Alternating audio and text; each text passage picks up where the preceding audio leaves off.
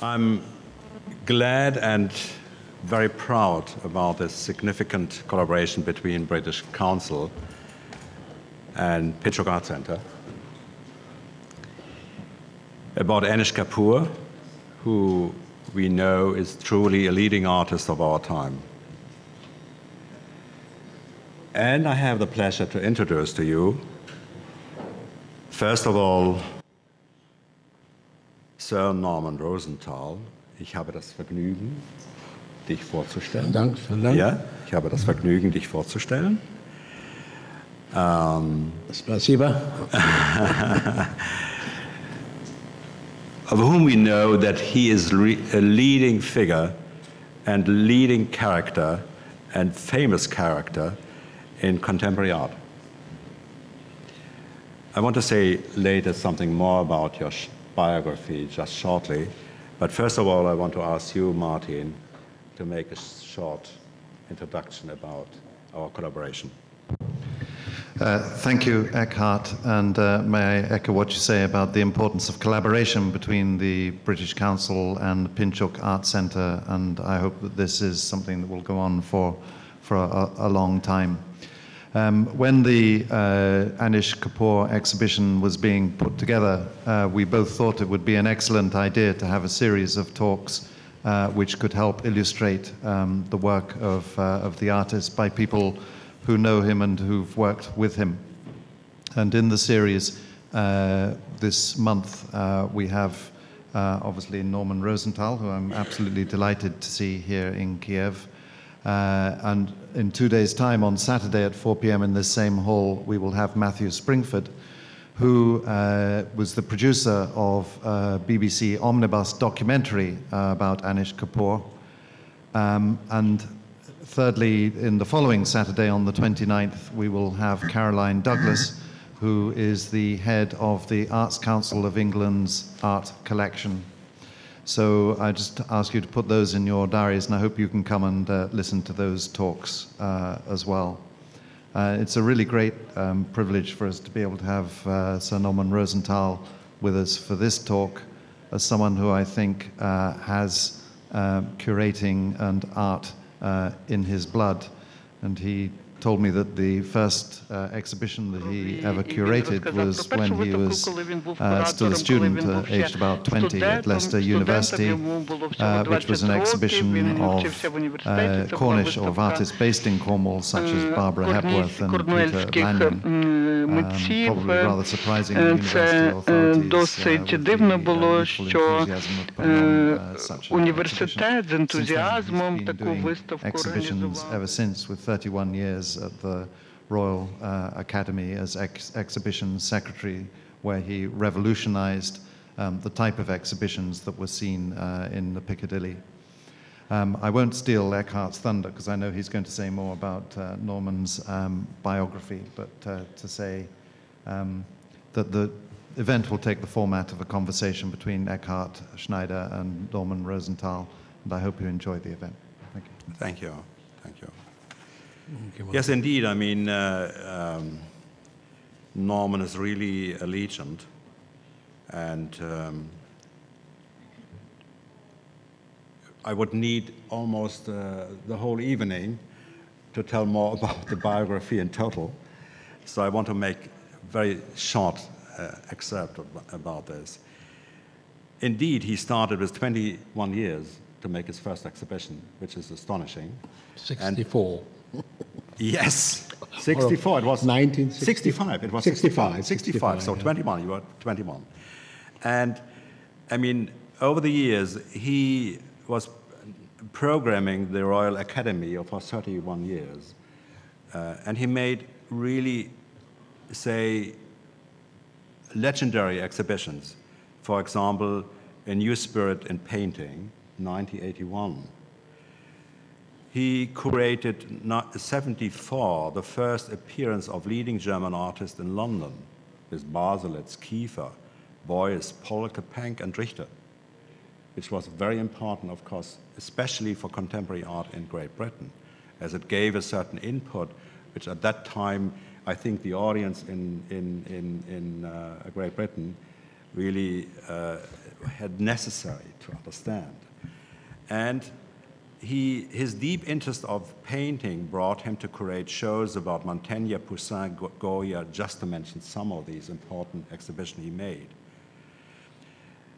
A sensation was his show, Sensation. I must say I've seen it, it was really amazing, especially as there were really a lot of artists we both like and we both share our interest in, like Damien Hirst, like Jeff Koons and Catalan and others.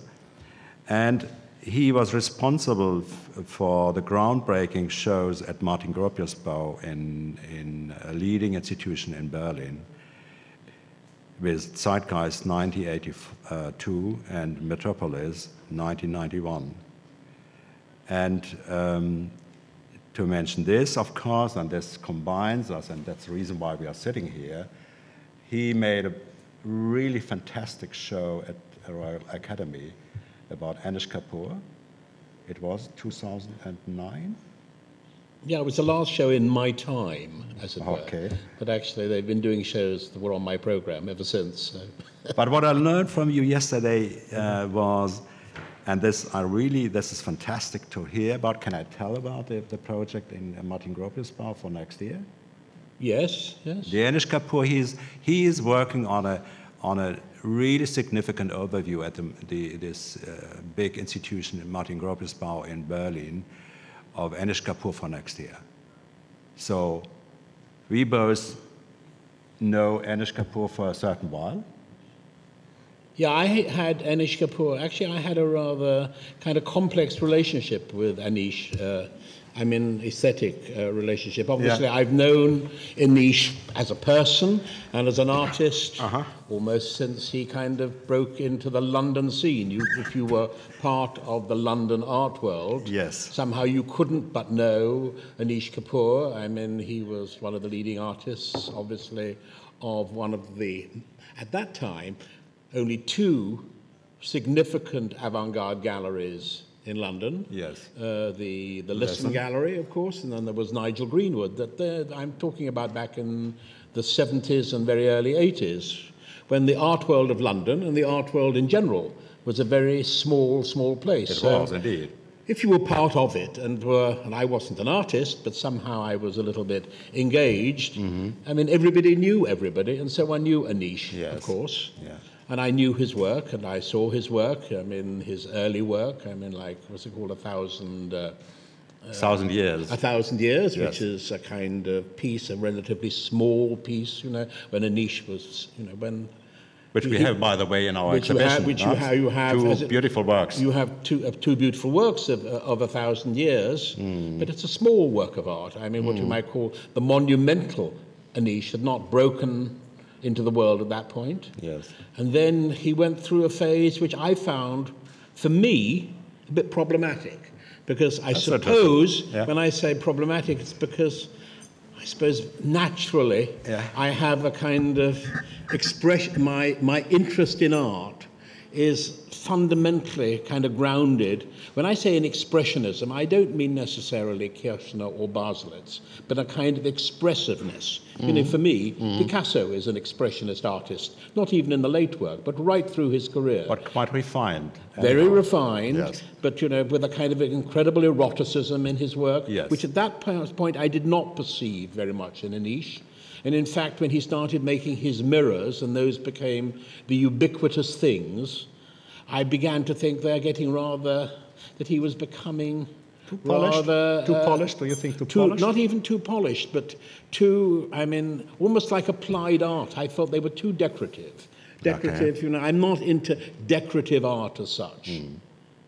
And then I had an incredible revelation relatively recently. In fact, I was in Munich at the time when I was curating the big retrospective of Georg Baselitz, who is a kind of a painter who was a bit of a leitmotif in my life for all sorts of reasons. Yes, yes. And he's one of the artists I most support, you know, because if you're a curator, You have artists that you love, and you will do in a way. You're working for it, but not that you love them. Huh? What? And the others? Yeah. And I went I was in Munich, because at that point Baselitz was living in Munich already, and he has his office in Munich, and I was doing some research on his work to prepare the exhibition. And at that time, it was the day before the opening, I think, Anisha Kapur had an exhibition in this terrifying building, the Haus der Kunst in Munich. Actually, it's the only job I was ever offered, was to be director of the Haus der Kunst. But I have to say, the idea of me kind of leading... Chris Durkin was there. Long before, this time Chris Durkin was there, but long before I was offered the directorship by the minister rang me up early one morning and said, would you like to be director of the Haus der Kunst? And the very idea of being director of this museum, which was basically Hitler's, Adolf Hitler's museum of modern art. And where they had the show Entartete Kunst. Where they had, no, they didn't. Entartete Kunst was not there. Where they had the big, Entartete Kunst was not in the Haus der Kunst. Entartete Kunst was somewhere else in Munich. The big state exhibitions were in Haus der Kunst. The big ghastly fascist art exhibitions were in Haus der Kunst. And in many ways, it's a very remarkable building, and very big and very spacious, but it has nuances which to me were absolutely terrifying and unacceptable, and I said there's no way that I could be director of this place. But nonetheless, I went to see Anisha's exhibition inevitably, and it was a little bit like Saul and Paul. I really kind of fell down, and there we had this extraordinary work, this train, and I think in a minute we're going to stop, and we should see, and you will see this, the famous train made of red Vaseline or red wax, going through this monumental train, going through these huge galleries, very, very slowly and bloodily through this Haus der Kunst. And I thought, what fantastic, sweet revenge by Anisha Kapur, who, curiously enough, people may not realize this, in fact, is Jewish. Yes. He was born in India of a Jewish mother. Exactly. And it's very strange. Exactly. But anyway, he looks so Indian, is very Indian, very connected to Indian, but he comes from a Jewish Indian family. And he even lived for a certain period in Israel. So let's look at the films. Yes. Shall we look at the films and turn round and then maybe make a few little comments? Because I presume everybody has seen the exhibition, but maybe a few people haven't. And anyway, it's good to be reminded of pieces. So let's have a quick look, and you'll see photographs basically of the exhibition at the Royal Academy 4 years ago, some photographs and films of the exhibition here, and one or two big outdoor sculptures, the one in Chicago and the one he completed recently in connection with the Olympic Games. Royal Academy, just not fully formed. I think the whole so we'll hear him notion speak, of being, being an artist today is that it is a kind of discovery, and that one takes on different but related sets of ideas. One of them here, of course, is colour. There's much colour in the show, and I've always worked with colour in different ways. I'm interested in it because the way I've come to it is to think of colour as being stuff. It's not just surface, in other words. It's stuff, and it's that sort of interplay between the physicalness of it and a sense that actually it's rather illusory, it's rather elusive. We're watching this big pure colour is a big issue in Anisha. Yes. It's a bit here like we see the train. A monochromatic painting, sort of slowly making its journey through the gallery. Again, with this work here, I've given it a Sanskrit title, which is the word swayam. Swayam meaning auto-generated, self-made. It's a kind of fiction at one level. Should this be loud? That the passage Can we have it louder? These galleries of this big a little bit louder. It's bigger than the doors. As it moves through, no, it sort of sculpts itself. It oozes and pushes itself through the galleries, giving it the form that is the doorways. the implications of that are that it's making itself, it's doing its own thing. That I'm not involved. Of course I am involved, but I chose the red. I made the process, but then I try and leave it alone. The process reveals all that's needed to be revealed. In a way, I feel I'm not trying to say something, but to let it occur. And that's true of most of the works in the show. Because, there's no, I mean, I make work for myself, and to try and pursue an idea. Perhaps when one's got a lot to say, there's less room for the viewer. And what I'm concerned to do is to try and say, no, actually, I've got nothing to say. Nothing much to say anyway, or as little to say as possible, and let the viewer find that space in themselves. And maybe that's a process that's has something to do with engagement. I don't believe in trying the idea that one, as I'm saying, I don't feel I have a message to give, a thing to say. So therefore, I'm not trying to illustrate a point. One makes the work one makes, and it's very. It's always a theme, huh? What happens to it, has to. If it's any good, it'll find a life for itself. It has to stand up for itself. I can't defend it endlessly.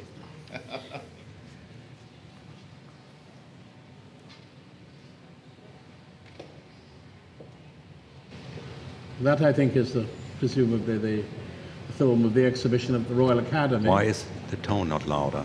Not our tone, but the tone of the film. Mm-hmm.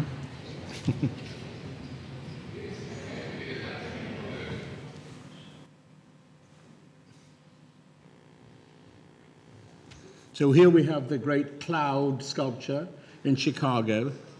And one has to say that, a sculpture like that changes a city in every sense. It's unbelievably popular. It's next to the Art Institute in Chicago. It's situated. And just to be there is just fantastically exciting, entertaining, gives pleasure to absolutely everybody who sees it. It gives pleasure to children, and it gives pleasure to kind of art addicts kind of highfalutin art addicts like myself, highbrow art addicts like myself. And that is what is so wonderful about Anísh, I think. One of the things we should discuss later on that some people might want to criticize him for is that his art has something very appealing to absolutely everybody in it. And some people resent that. They want art to be just for a small elite. And I think art also should make sense to everybody. And this piece certainly does. And it changes the horizon of a city. And it makes everyone more beautiful. Yeah. So this is the great public sculpture, and a great sculpture like that in Kiev would be fantastic. Yeah, this was in New York. This was at the Rockefeller Center. Yeah. Equally fantastic, the way it reflected the sky as well. 20 meter diameter. It was fantastic to see it. And this is the piece now that he's just had built at the Olympic Games, the piece which is called, what is it called? I did write it down. It's called Orbit, naturally. And it's trying somehow to be a kind of somewhere between Tatlin and the Eiffel Tower. Exactly, Tatlin and Eiffel Tower, yeah. And people forget that Tatlin's tower was supposed to reach right up into the sky. It was supposed to be twice as high as the Eiffel Tower. Of course, it was never built. But if it had been built, it would have been one of the great wonders of the world, in my opinion. And there is actually a fantastic kind of virtual film that was made by a Japanese studio, which we showed once at the Royal Academy when we had a wonderful exhibition of Russian art. And it was fantastic to see it, because you really understood what Tatlin's Tower was. It was supposed to broadcast the beautiful message of communism right through the world. And it was supposed to be a great radio tower. Yeah, but fantastic. Yeah. It was a great, and here we see in the exhibition here, many of these wonderful projects, many of them unrealized, that Anish has in his head. And if you get down and look at them and try and imagine yourself as a very tiny person, you will see, again, his extraordinary attitude to space. He's, of course, an architect, too. A kind of natural architect, a kind of sculptural architect. Yes. Of a very unique kind. And there he's making a kind of incredible, I mean, for want of a better word, a great clitoris in the landscape. Yes, absolutely. But it's a great, incredibly sexual kind of cut into the landscape. Which is anyhow an important at the same time, idea of his work, this sexual contact. Yeah. And here we have a very masculine object. Shooting. Shooting. A deeply masculine. This photograph making the object, which we also had at the Royal Academy. Shooting with color, I mean, shooting with paint. Of course, yeah. And of course, like action painting. I think the other I mean, there are many important things to say about Anish. The wonderful thing about Anish, and as he calls the train self-generated, in a way, there's something about Anish's work where everything is as though it is self-generated. Of course, every artist has a style. Let me turn around and face you now, maybe. Otherwise, it's getting rather rude if I keep turning my back to you. But every artist has a style, and every work of Anish is quite definitely by Anisha Kapura. But at the same time, he's found an extraordinary strategy, which I think is almost unique, which you can't even say about the American minimalists like Richard Serra or even Carl Andre. That somehow the work appears literally to be without the hand of the artist. Yeah, that's true. In a very special way, in a very particular and a very intense way. And I think that is one of the extraordinary things about Kapur. It's as though the pieces have always existed. As if made For example, by God. when he made his those first concrete pieces, which we first showed at the Royal Academy, in fact, and you have a second wonderful piece, which is like this incredible avenue, this wonderful avenue of pieces, which I think is called... between shit and architecture. Between shit and architecture. But in some ways, one almost could imagine it green, like being incredible hedges, you know, like a series of these extraordinary hedges in a beautiful garden. And it's as though they've always been there, as though they're not made by anybody in particular. And in fact, there's something eternal and perfect, and one doesn't really know whether they are of this time or whether they're 5,000 or 10,000 years old. There's something about Anish I can't really quite explain. In fact, I can explain, because I'm trying to explain now, as though his art was forever. And that I find particularly beautiful, effective, and he's found a very special route, which is, I think, unique. What do you think about that? No, I absolutely agree. I always admired the way how he's using material and transforming it in a very natural way, that it is not, say, as if it's transformed by an artist, but it's just done as if God has done it. Yeah. Like the great, beautiful alabaster piece in the exhibition. For example. He has an incredible respect for material, for stone. For example, one I've recently, he has a whole separate studio of fantastic, which he's never exhibited before, of marble pieces. Literally dozens and dozens of marble pieces.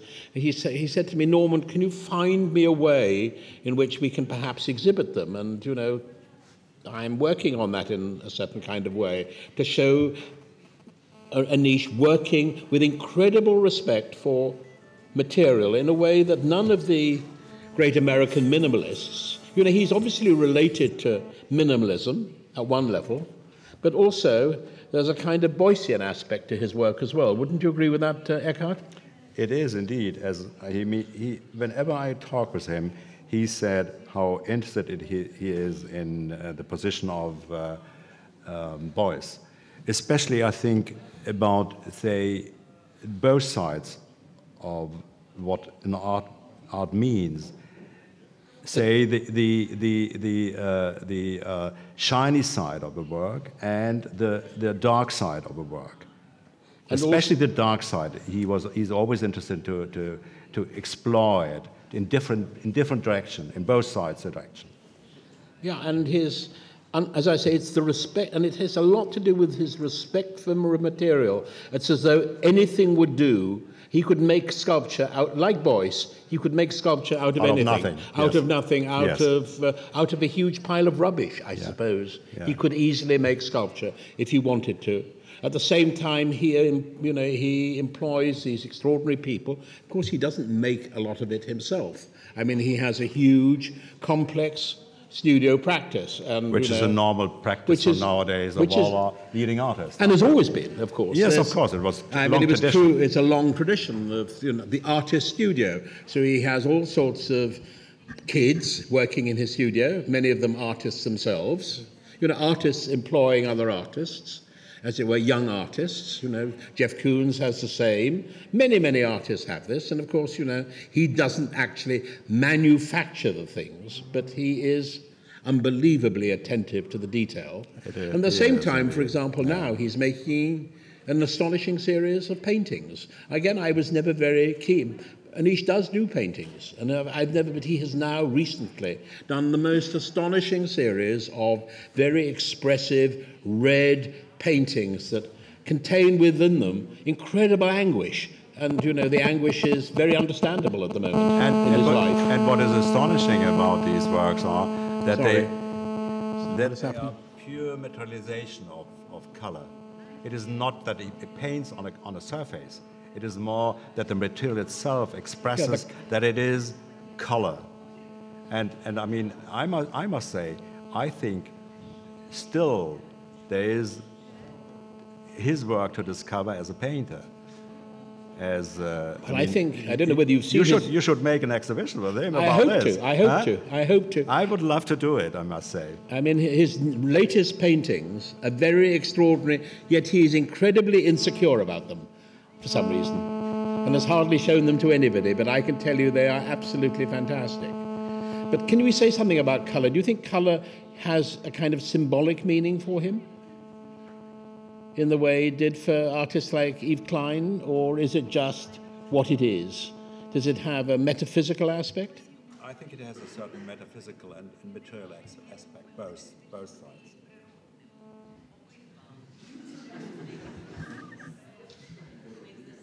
Oh, yeah, okay.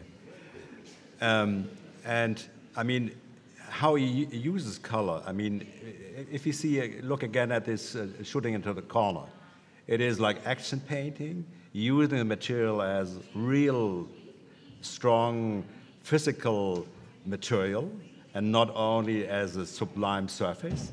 And he's using it that it has a deep, say, metaphoric character about the symbolic meaning of like blood, to use it like blood in a deep sense, and combining it then, I mean, with the other works which are deep connected to the question of darkness and going into the earth, then I think we find a certain balance between both sides he is exploring, which I think the most interesting thing of Anisha Kапura is that he's always going not only in one direction, but in different directions. Simultaneously. Exactly, and exploring at the same time, for example, the raw side and the sublime side at the same time. I mean, for example, the train in Munich in the Haus der Kunst.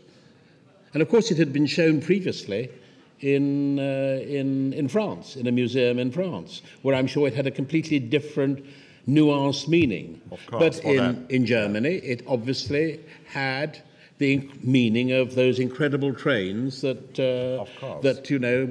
were taking human beings of all kinds to their terrible deaths in camps across Europe, from Italy, from Germany, from France, from wherever, and transporting them in the most terrible, in kind of bloody trains. And to see this bloody train in the Haus der Kunst was a kind of very appropriate and meaningful.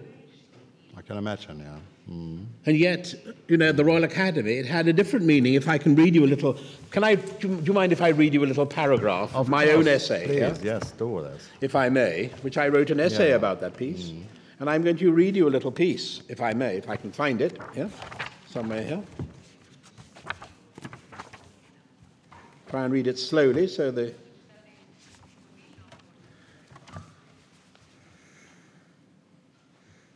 In the context of the Royal Academy, Edgar Allan Poe's short story, The Masque of the Red Death, of 1841, seemed specially pertinent. In Poe's terrifying account, that's to say in The Masque of the Red Death, Prince Prospero blindly imagines that he can protect himself and his friends from the Red Death that is sweeping his territories. No pestilence had ever been so fatal or so hideous. Blood was its avatar and its seal. The redness and the horror of the blood, those are the words of Edgar Allan Poe. Poe's description of the castellated abbey, inside which Prince Prospero, who was a very rich man, had sealed himself with his friends, has certain curious affinities with the architecture of Burlington House. I quote Poe again. A strong and lofty wall girdled it in. The wall had gates of iron, which the Royal Academy has, incidentally. Poe goes on to describe a series of 7 grand rooms, each suffused with intense but different colors.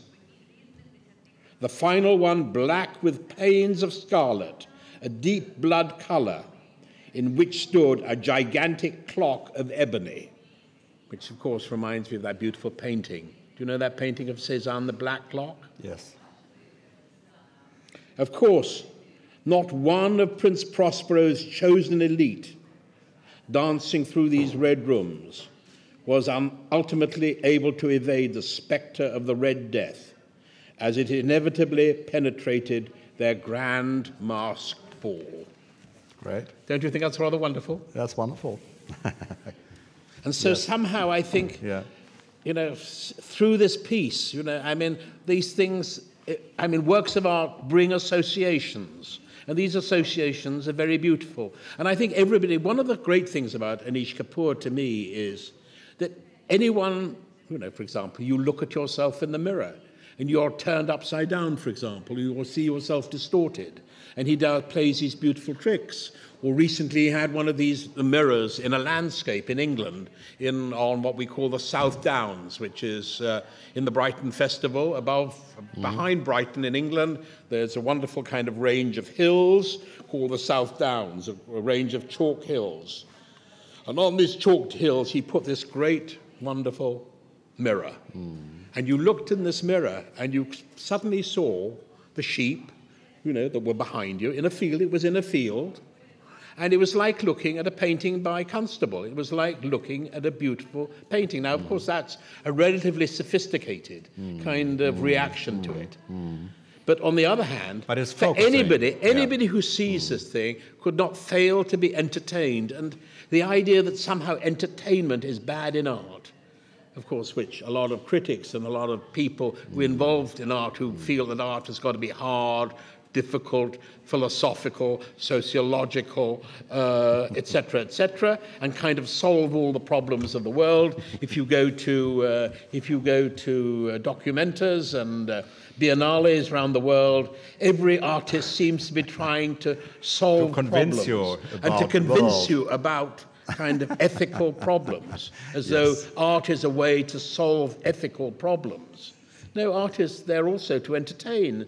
And entertain in a good way, in a deep way. If it is in a deep way, like Anish is doing it. And like in a deep way. And I think I think Anish appeals to people. And, you know, when they go and see, for example, shooting, what is it called, this great shooting piece. Shooting into a corner. Or what? Shooting into a corner, which we had at the Royal Academy. Yeah. I mean, we could not keep people away from standing there. No. And it was the same here. And they're here, and they were entertained. Children were entertained.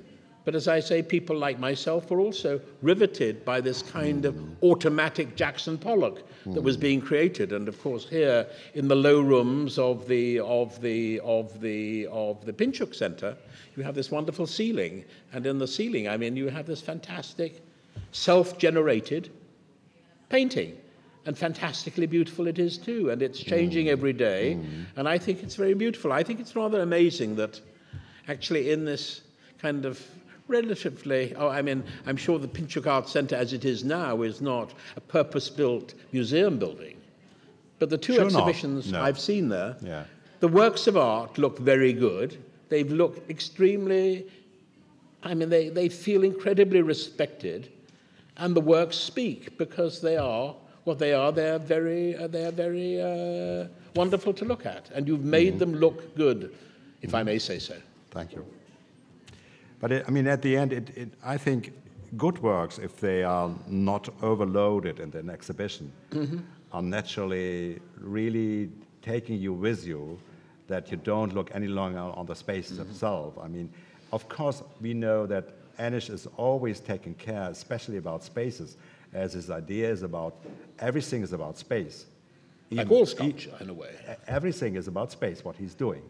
Including what you said about this wonderful mirror. If you stand in this colored mirror and you see that the space expanding to you and entering you and is taking you inside into the work, which I think no one can do it like he is doing it, in combining the idea of a sublime, significant idea of continuing the tradition of contemporary art and modernity, and on the other hand, to involve the viewer, to make him as a main person of the object and the artwork. How would you compare him, Anisha Kapur, to the American artist of the void?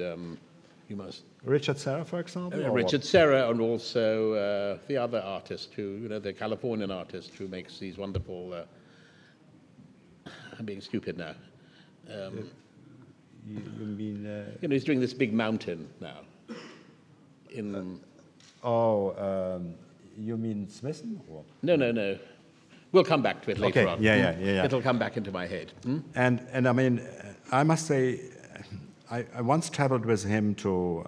But how do you compare him to Serra as an artist? What do you think is the difference between Serra, who's obviously a very significant artist of our time, and Kapur? Yes, and the reference, say, of Anish to have a certain reference to Richard Serra is obviously, if you look at, for example, at the S-curve, and you think about the works of Richard Serra in Bilbao, this curved pieces. Yeah. Have they ever been seen here? The works of Serra? Have they ever been seen in Kiev? Or in Never. Nothing. But I think he's always looking for, say, not a congruence, but about a reference where he can use something, but she can transform in another new step. Whenever we talked about yesterday about that he's a demanding artist, we talked about that it is necessary to be a demanding artist to make sure that he doesn't stand still. And the same, we know that you need a certain reference to other artists who are living and who have really a significant work to reflect about this, but to transform it, on the other hand, immediately to a new step. And I think this is what he is doing. Yeah, but as everything about the material, how Serra is using, is about the material itself. Exactly, and about the rawness and about pure form. He's purely a kind of formalist, ultimately. Not really. If you talk with Richard Serra, then of course he always expresses that he wants to have a certain psychological input for the viewer. You know about these works where you have to go like this, and you feel, this it's going to fall on top of you. Fall on top of you. Danger. A danger. And there is a certain similarity with Anish, as But the danger in Anish is somehow much more gentle, sublime and gentle. Sublime. Yeah, it's much more refined. And also illusionistic too. It is, exactly. The tricks he plays, he's not afraid of tricks, whereas, and he likes them. Okay. I think he rather likes them. Okay. When you look at a work and you're not quite sure whether it is on the surface or whether it is going in, whether you can put your hand inside. Yeah, that's true. Yeah, I mean, Richard would never do that. No, of course not. Richard is about the material. He is playing like an American tradition. It should be big, it should be long, it should be strong, it should be pure material, and it should be heavy. That's what he's talking about. But he used it as in a very, I mean, sure, Richard also, in a very psychological way of acting with the viewer as in this question of danger. Mm-hmm. I mean, not only danger about that it falls on you, but danger about that an artwork is a danger. It is dangerous. It is dangerous. And actually, one is dangerous. Yeah. A good artwork is always dangerous. But there's never a sense of illusion. That's true. Of course, he is a true American artist. In the idea, you see what you see. And with Anish? Don't trust what you see. See a little more, come back, and then you discover more and more depths. Why don't we talk a little bit about his Indianness too? I don't know enough about the Indian. I've never been, I mean, I have been once, but I've never learned I've enough never about. been to India, but I mean, do you think there is a kind of, as it were, a tantric aspect to his work? A kind of mandala aspect to his work? I think so, yes, of course. He loves going to India still, yeah. And he still finds it a source of huge inspiration. The whole idea of the kind of primary colors. Exactly. The and idea the pureness, of the and the pureness of the work. Purity. Yes, the purity, yeah. Is a very important aspect exactly. of Anish as well. Yes. So there's something again in Anish which is, I mean, one has to say he was like a kind of, I hate to say, a kind of citizen of the world in a way. He's a man of East, and he's a man of West. And again, Jewish, which is very interesting. I mean, this East and West thing, though, exactly. is very interesting. So he's doing what Beuys always dreamt of. Of course, Beuys is always talking about the Eurasian figure, Eurasia. Yeah, and you mentioned the minimalism. I mean, he's using this American tradition, and he's combining it in a very new way. I think so. I think he's a very exceptional, very beautiful artist. Now let's talk about a little bit also about the what I call the dirty aspect and the smooth aspect. Do you think that they reflect on each other? Do you think they're part of the same? Are they the opposite sides of the same coin, or are they very different? Do you feel there's a schizophrenia in the work of Anish or not? No, I think he needs this say the contradiction and to balance it out, not to balance it out, but in like a dialogue between both sides. I mean, like our human beings are. I mean, not only the positive side, but the negative side also. So das Böse, the evil, the darkness, to go to limbo, to go down, to really. I mean, if you look at to descend. Work, yes, exactly, the descent. I mean, so many works are talking about to go into the earth, to go down. I mean, even including, of course, the idea to go back to the say. Where you come out, being born and going back. And to be in the womb. And yes. To imagine being in the womb is another aspect of Anish, I think, too, don't you think? Yeah. This womb-like aspect? It is. I mean, including that the idea of always to combine inside and outside as a significant aspect of his work.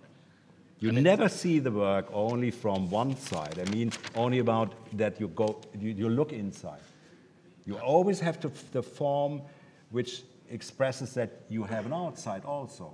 And it is significant, big, say, public works. He is using that in a very, I mean, including this work we have commissioned in the PinchukArtCentre. You look from outside on this huge, big, rusty and really massive sculpture, And then you go to the other side, and you see the sublime black endlessness. First the black square, in a way, black rectangle. A bit like Malevich. Yes, and then you go closer, and then you discover, oh, you can look inside, and the darkness gets more shiny, and then you see, well, the sculpture. It has two sides, anyhow. And of course, in the massive piece, which we didn't have photographs of here, of the big installation he did last year in Paris, the Leviathan, was amazing. Which was amazing. And the first piece, there were two pieces, do you remember? And the first piece, when you went to it, was literally, you felt, as when you went inside, as though you were entering the womb. And it was a very extraordinary experience, which you could experience. In a way, he's allowing the visitor to have his own personal experience. And that's what he's continually doing. I think that's one of the beauties. He's not imposing. He's leaving the experience open. It's constantly changing. When you're moving around it, the work is constantly changing. Exactly. It is never static. The perspective is always changing. The perspective is always changing, depending on you, depending Yes. on the other people around, depending on the space in which the object is. So he activates and us. if the work is in the open air, you know, on the clouds, on the weather, it is a work in constant movement. And again, movement is a very important part of Kapura's work. I mean, the beauty about Anísh, I think, is the way, in fact, he manages to cover so many extraordinary possibilities of making art almost by default, in a way, almost without intending to. I think he's often very surprised at the results of what he's doing. And there's, of course, another aspect to Anísh, too. There's something of the scientist in him, too. He's an architect, a kind of spiritual scientist, as though he's constantly, like, after discovering new optical effects, the way color works, the way color refracts, you know, matte color, shiny color. I mean, all these things are very important to him, and he's constantly being surprised by his own endless inventiveness in his studio and outside, which he obviously has to do in collaboration with other people. Yeah. I mean, what you just mentioned about that, I think he almost himself is surprised about what happens. Is he's all the time exploring and expanding his work, and demanding about this to explore it. And when I traveled once with him, he said, "Well, Eckhard, to tell you the truth, I don't know what I'm doing. I'm not sure about what I'm doing." No, there's a very insecure aspect to him, exactly, too. But that insecurity means openness. Exactly. He is open to really to go for risk. And I think we know that the most important thing is if artists are going for risk, if they repeat themselves constantly, then they are lost, and then they do it as like signature works, which you really say, well, we know this already. There is no new aspect in this work. But I think what is great and what I really love is him, I know him now, I mean, since 1990, and working with him, that he never stands still. He never stands still in going for a certain risk with his work and trying to expand his work. I mean, the other interesting is to compare him with his British contemporaries, like Richard Long, for example, who is very... Richard Deacon. Or Richard Deacon. The typical British sculpture tradition. Of course, the British sculpture tradition, which he stands, or even Gilbert and George. I mean, he is part of that world in a funny kind of way. Yeah. And, you know, all these artists who did, in fact, exhibit more one time or other at the Liston Gallery. And it's rather strange how particular galleries all over the world have had a very signal character. You know, there are a handful of galleries throughout the world. One thinks of Leo Castelli or Iliana Sonnabend in America, or Michael Werner in Germany. And one can say that Nicholas Logsdale, you know, this particular gallerist, has brought out and brought forward and encouraged a number of very significant artists. Absolutely. And one of them is certainly Anísh. And the question is, and they all share a kind of, at one level, a common aesthetic. I would say. Would you agree? There is a sort of, what do you think, Carmen? You're German, so how do you, if you were comparing Richard Long to Anisha Kapura, how would you compare them? No, I'd be quite interested to hear what you say. Yeah, but what I think is in general about these generation is, I mean, I think Richard Long is something different. If I look at Richard Deacon and Anisha Kapura and Craig. Tony Craig. Tony Craig is another, of course. Yes, exactly. Then I think what they have in common, you can't compare them, I mean, that they really have significant, unique ideas about, but what is in common is how free they are in using different materials. Yeah. It was never before like this. Either you had to decide to work with steel or whatever, or bricks, or bricks or whatever, but not how they did it, to explore the question about materialization. A sculpture is always about material. You need material to make a sculpture. And this is a significant idea about how to transform this, what they did before. The generation before just transformed a form into a sculpture. Or use bronze, or whatever. That's the reason why they always use bronze. As it is not, I mean, they started with clay, and then they, or with whatever, with wax? Wax? No, yeah, or with wie sagt man, auf Deutsch. Ja, ich finde es noch nicht mal in Deutsch. Tell me.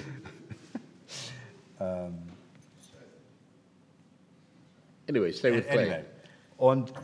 But the new thing of this generation is that they tried to explore the question about materialization in relation to the sculpture as an idea, not only about form.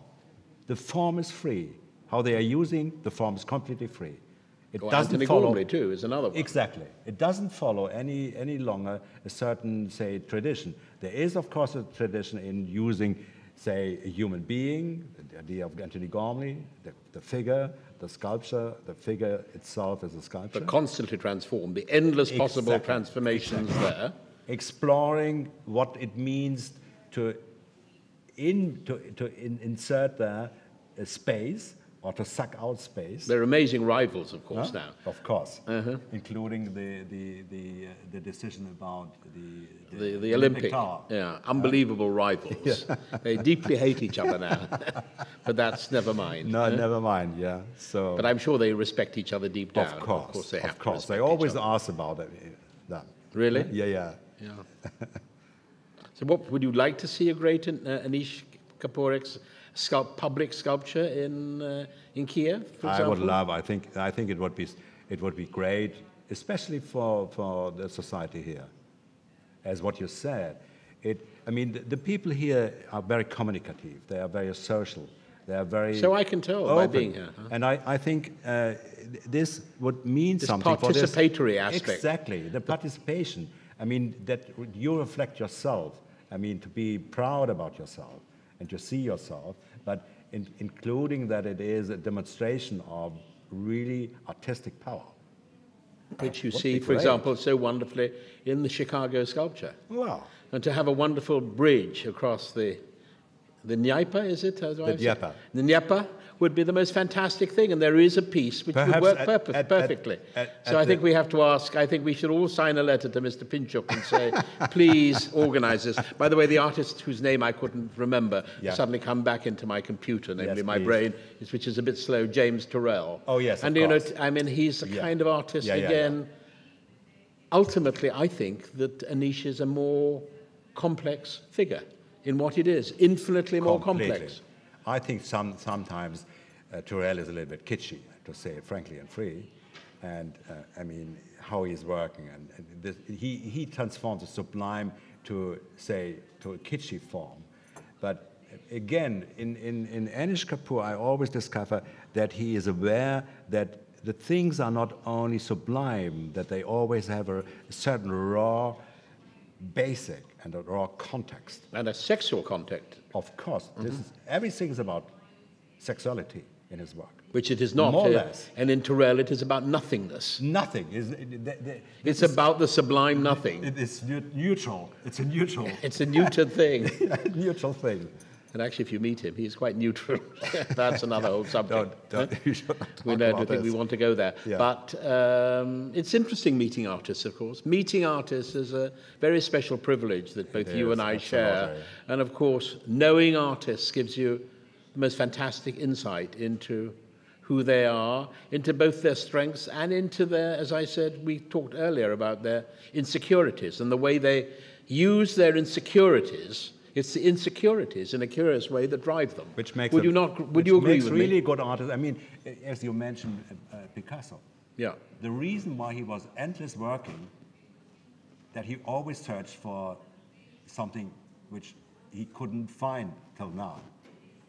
That was, I mean, Yeah. to be insecure about Yeah. this. And I find that with my friend, Georg Baselitz, too. The insecurity is absolutely fantastic, and yet he still continues, in my opinion, in my humble opinion, to produce astonishing masterpieces. Yeah, I think so. And David Hockney the same. David Hockney, whose wonderful exhibition was at the Royal Academy, which I somehow initiated about 5 years ago, which 5 years ago, and which actually came to fruition this year, was this incredible celebration of colour and of invention, unbelievably inventive, even at the age of, in his mid-70s. And I think the wonderful thing about Anisha is the way he goes on being endlessly inventive because of his insecurity, because of his deep insecurity as a human being, yes. and because of his deep insecurity professionally. At the same time, demanding the earth, wanting somehow to make the earth in his image, in a funny kind of way. Artists want to do that, would you not agree? And Anisha is definitely that kind of artist. He wants the world to look like him. He wants to attach himself to build it, I mean, he's just done the most fantastic collaboration, I think, with Herzog and de Meuron, which I think you can see photographs of in the exhibition in the PinchukArtCentre, isn't that right? If I'm not mistaken, where he's somehow taken this tower and this kind of underground thing, or this kind of street level thing where he's attached a sculpture to a building. Yes. And the weight is bringing it down in the most fantastic way. Yeah. So he's always, as I say, he's more than an architect. He's more than a sculptor. He's more than a painter. And he's more than a painter. I mean, one can only say that he's Anisha Kapur. He's a kind of unique figure, and I've come to him very late, but come to him with immense enthusiasm, and doing the exhibition with him and talking about it with him, and beginning to work. And the exhibition is next April, can I tell you, in Berlin. And he's so busy and so in demand that somehow we're not even quite sure what we're going to do. Yeah, that's but nonetheless, we know it's going to happen. It will happen. I have no doubt that it's going to happen. And that somehow he's now going to concentrate, and in fact I now know that he is concentrating on the big exhibition in Berlin. It's not that far away from Kiev. It's only an hour and a half on the plane. We will come. I think you better come, and I hope you could. But maybe the best thing you could do is to ask Mr. Pinchuk to hire a plane and take everybody in this audience who's been so good as to come to this exhibition and take them to Berlin just for the day, just to see another show. Yes, it would be a fantastic thing to do. Yeah, promise. Because it's all about, art is about seeing things and seeing things everywhere. And what you've done here is, I think, a very, very adequate, more than adequate presentation of one of our great British artists, and one of our great artists, a great artist, but we're very happy that it should be here. I'm very glad that you mentioned this. As the questions, I think we want to have questions. Just to finish this. I think the most beautiful thing of art is that you see it with your body and with your eyes and with all your mental power. I mean, you can see it. Everything can be artificial, can be virtual. But you can't, and even intellectual. Exactly, but you can't have an artwork only virtually. You have to stand body by body, present of the work. Yeah. Then it tells you something, and I think that's the reason why you have to go anyhow to Berlin. Of course. Now, some questions. I think it's time for questions. If anybody wants to ask some questions, we'd be very, very happy to at least engage in a little bit of dialogue. We would really like that too. Is there anybody who would like to say something? Or even make a statement and say that they think, you know, what they feel about Anísh as an artist? I mean, tell me, you're an art historian over there. You told me you're an art historian. We spoke earlier. What did you think of the exhibition? Do you want to say anything about it? What? Sorry to put you on the spot like this. I'm sure that I will go twice after listening all your lecture, and I want to see it one more, and maybe to change my mind. But what was your mind initially? How did you react the first time? Did you enjoy it, or? I was surprised, and I want to explain it to myself more than I could read. So I think that I need some time to think about his art. So it's really hard to understand it, like by visual and so on. There are some artists that need explanation, and he is one of them. You think he needs explanation? Yes, I think so. You really think he doesn't explain himself? I mean, if you're standing in front, I mean, you don't think it explains itself. I personally feel, but of course I may be wrong, you know, I feel that his art does, he's one of the few artists of this world at a high level who really, I think, explains himself completely. Even more than Jeff Koons in a way. Would you agree with that, Eckhard? Not completely. I understand it's a certain way of first distance, not to come completely. I mean, I think always, I mean, if you see a work of Aníša Kapur, different works, it's surprising then to see the reality of the beautiness of these works. This is clear. But on the other hand, I mean, all this, what is in the deeper context of this, I think there is a certain necessity to go to these roots and to not to explain it, but to see the references, where what he's reflecting about. So yeah, in a sense, I contradict myself because, as I said, it took me. He was one of the artists. It took me a long time to discover. So maybe I'm closer to you than I thought. So I contradict myself. Would you like to say something? You looked as though the guy in red. You looked as though you wanted to say something. No. Okay. Who would like to say something about the exhibition? Say something about it. And we would love to know what you guys from this beautiful city, on such a sunny day, on such a warm evening, would think about this exhibition. And indeed, come on, thank you. I want to say about the exhibition. I've been to Aníša Kapur exhibition many times here, and each time that I was coming again, I liked it more and more. And I keep coming because every time you feel it deeper.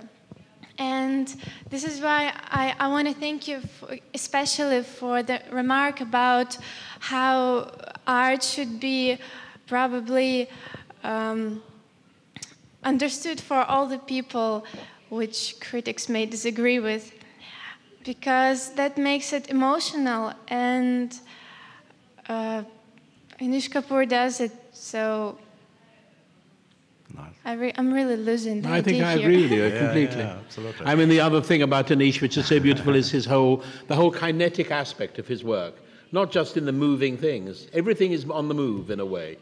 You as a viewer. As a viewer, you always have to be. You must move. Yes, of course. In order to appreciate the pieces. Yes. Because this is how exactly the art can change the mind of masses.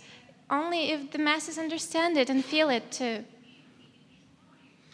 So a great public sculpture by Aníš in Kiev is something I think we should start campaigning for, don't you? Yes.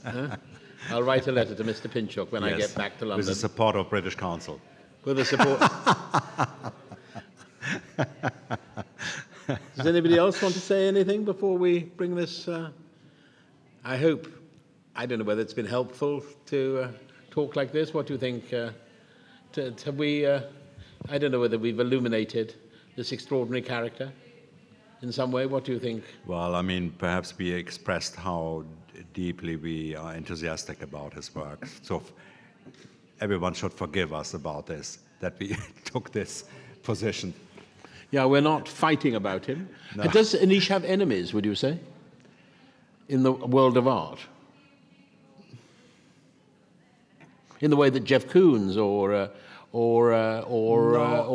Damien Hirst clearly has, yes. They have enemies. Yes, they have. I don't think so. I think it's not polarizing like Jeff's work is doing. No, I don't think so. That's good. No. So hello. Anybody else want to say anything? Yes, hello, Norman. In the video that you showed there, Aníš said that as an artist, he doesn't have anything to say. And I wondered whether the two of you could sort of unpack that comment a bit and explain what he might mean by that. I think he means, first of all, he doesn't have, in that sense, a political agenda in a world where art is supposed to have a political agenda.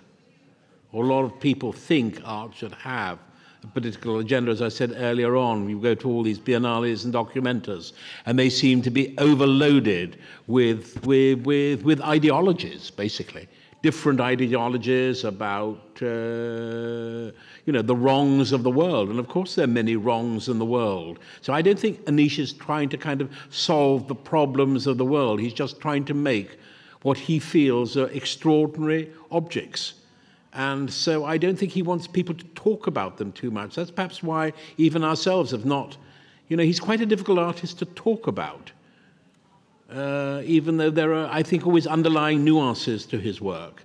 As I said, for example, in The Train, there is clearly an underlying special nuance in pieces like that. But I don't think he wants to say anything beyond what he's saying. And of course, art is a language. And if you can say it with words, you say it with words. And if you want to say things with things, if you want to paint, you paint what you can't say with words. You paint what you can't even think, or at least you can't express with words. That's a kind of very special quality of art and music. And so in that sense, his art is striving to be almost more like music than it is to be like words. Why is music so extraordinary? Why is a symphony or a string quartet, or indeed any music that you respond to, wonderful? And you're not listening to words. Maybe you're listening to a song, but usually even in great songs by, I don't know whether it's the Beatles or Schubert, you can barely understand the words. You're responding to the rhythm. So I think in art, always, you're responding to these mysterious things, whether it's color, whether it's form, whether it's line. And in the case of Aníš, all three, you're responding to form, you're responding to color, you're responding to line kind of instinctively, and it's making you feel satisfied and good. As I say, there's no moral, I always say this about art. I said this to some students this afternoon who I was talking to. There's no moral imperative to like these things, but to have these things and these shapes and these forms and these colors and these movements in your life is very life-enhancing and very enriching in a very, dare I say it, mysterious way. That's my general attitude to art in general, and to Aníš as much as, and with it to Aníša Kapura, not specifically, but as much as anybody. Yeah, but in general, I think what Aníš tries to avoid is, first of all, as we talked about, he is completely unsure about what he's doing. Of course, he knows that he wants to find a really, great balance between these aspects we discussed. And on the other hand, he knows if he gives an idea about what the work should mean, the viewer is blocked, and it is not any longer open. as I think the most important quality of a work is if the work is always constantly open to reflect again and again, and even to find new aspects. If a work is finished like this, that you finish your ideas and your thinking about, then the work is dead, and I think it is bad. You can forget it. It's about searching. It's constantly about searching. I mean, and he is searching. In the dark. You as a viewer have to search, and if the work doesn't help you, I mean, doesn't offer you to search, then the work is lost. And meaningless. Yes. And even meaningless. Yeah. So this sense of process, of searching, of sometimes not finding, but forms which are pregnant in a funny kind of way, which are constantly evolving, even in themselves. So, I mean, if you look at that beautiful alabaster piece, you know, when you stand near it, when you stand close to it, when you get to the side of it, it's constantly changing. And if you, in different light, it changes. You know, like a great stained glass window is always changing. The world is always changing. The clouds are always changing. And so somehow an artist helps us to look at the world, and he helps us, like different artists, look at the world in a different way. But he, you know, tonight I look at the balls on that balustrade, not special balls really, and suddenly they begin almost to look, the world begins to look. You suddenly see Anisha Kapur in the world. So those three balls, and there must be three over there too. Do you see what I'm saying? Yeah, I understand. They look like, and you know, if he was here, he would suddenly see them. And that ball, which looks as though it's almost rolling down, but is static. You know, it's not, but it's actually quite a banal thing. But for this moment, this evening, as we think about Anish, it almost feels like him, and the world feels like him. You know, I'm not an art critic, fortunately. I'm a person who's devoted his life to trying to find works of art to love. So I'm not in that sense a critical person. I hate to be critical, like art historians and art critics in particular. If I don't like things, and there are many things I don't like, most things I don't like. I mean, when I went round the sculpture exhibition this afternoon in the Arsenal, it was very difficult to find things I really liked, you know, because there's an awful lot of rubbish that goes under the name of art in the world. But there are a handful, and I'm a great believer, I'm afraid, in a very unfashionable thing called the genius. The genius who doesn't even know that he's a genius. Yes. Anish does not know that he's, in that sense, a genius. But somehow he's managed in his way to transform the way we are all able, if we wish to, only if we wish to look at the world. And that's one of his great things. As I say, absolutely. I am not a critic. I'm not in that sense a historian. I've devoted my life to trying to present art and make it look good and to elevate the position of the artists that I happen to believe in at the time that I'm working with them. And as I say, art has many, many different mansions too. There are many artists in this world. You know, artists, of course, are very single-minded and can have very narrow views of the world. But I think if you are a lover of art, as I am, and devote your life to loving art, I mean, you have to be open to many, many possibilities. And I think Anish has put very extraordinary possibilities into the world. Absolutely. That's my view, anyway. Thank you, Norman. Okay, does that keep us going for the evening or not? Or do you want some more? Have I bored you enough? Any more? We're more than happy. Because we didn't start till a quarter of an hour later than the advertised time, so. Hello. You were talking about the public work, which is already done and we can commission. I mean, the city of Kyiv can commission it. And you also were talking about the next exhibition in Berlin. So my question is about the link of the work with the local context and with the place, actually. If there is any link between works and the place where they are exhibited, or it's just like the mirror which reflects the country or wherever the people who watch it, those I mean, works? there's certain works of art you can move around, you know. I mean, you know, if you take a mirror piece, even a largish mirror piece, they can be moved relatively easily. And then there are other works of art which are very much based on the specific site. There are many unrealized projects, of course, that you can see in this exhibition. It's rather beautiful that you have them here, and at a certain level you can pick and choose. Yesterday I had the audacity to try and pick and choose one for Kiev, but I mean there are others you could pick and choose that could be adapted. On the other hand, if you bring Anish to a site and say this is a site where I would like a sculpture, I'm sure he would be more than happy and give his full attention to possibly realizing a special sculpture. I mean, in Naples, for example, he's done the most fantastic entrance to a subway station. But going down the subway station somehow resembles going actually into the womb, doesn't it? I mean, it's the most incredible idea. And it's being built at the moment. So I don't know whether it's been completed, has it? Do you know, Eckhard? Not yet. Will it be complete? They have financial problems at the moment in Naples. There are a lot of financial problems in Naples and southern Italy at the moment.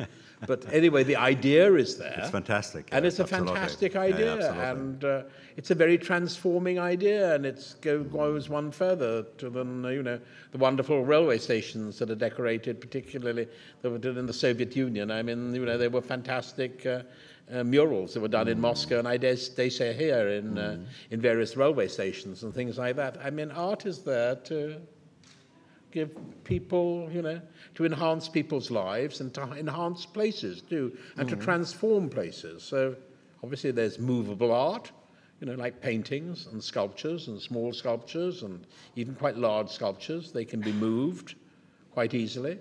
Then there are these sculptures which Anisha is very keen on doing and has found ways of doing, which are very specific to a particular moment, a particular site, a particular place, a particular geography, even particular weather.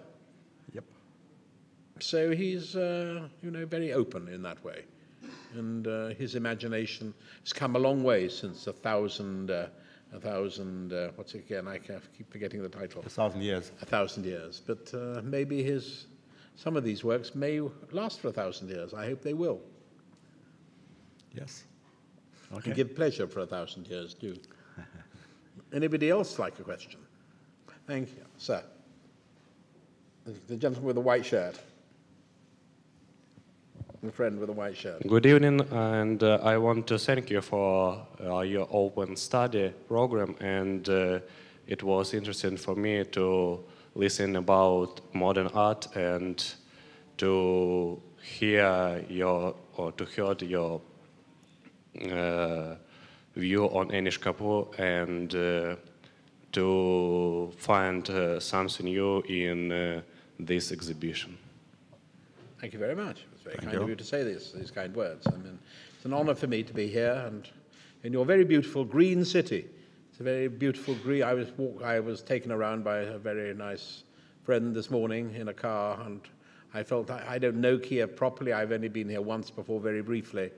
But you have a very beautiful, very intact city. I mean, considering the traumas of the 20th century, I think Kiev seems, given its ghastly history, 50, 60, 70 years ago, amazingly intact and very beautiful. And it's a great pleasure to be here.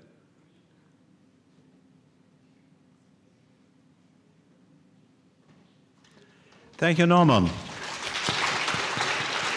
Thank you. Thank you for coming. My honor and my pleasure. Thank you.